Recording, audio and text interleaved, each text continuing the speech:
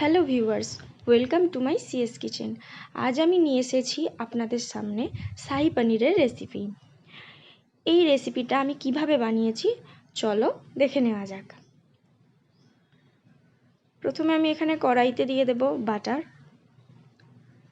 তারপরে আমি পনিরের টুকরোগুলো দিয়ে দেব, দিয়ে আমি ফ্রাই করে নেব। এখানে পনিরগুলো আমি বেশি লাল করে ভাজবো না, হালকা ফ্রাই করে নেব।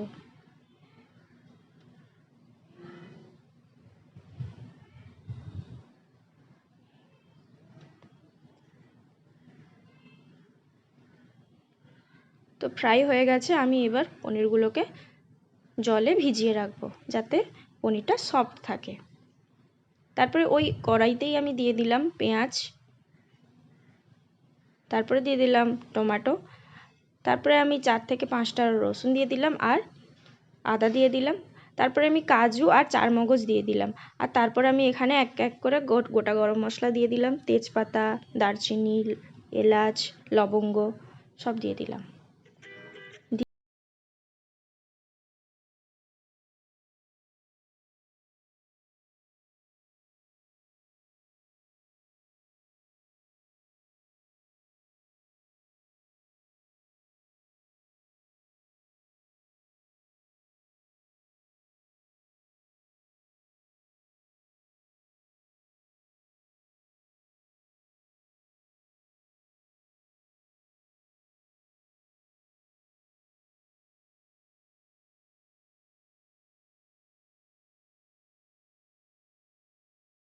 আমি এখানে অ্যাড করব একটু কালারের জন্য কাশ্মীরি রেড চিলি পাউডার,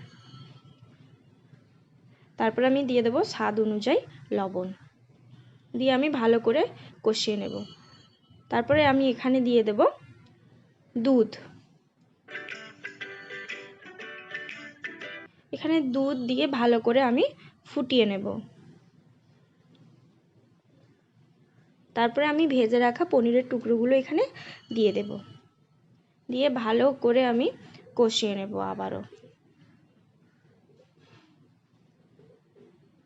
তো আমার এখানে শাহি পনির রেডি। নামানোর আগে আমি এখানে গরম মশলা দিয়ে দেব, আর দিয়ে দেব কসুরি মেথি, আর একটুখানি আমি দিয়ে দেব এখানে ধনেপাতা কুচি। দিলেই আমার শাহি পনির রেডি। তো রেসিপিটা কীরকম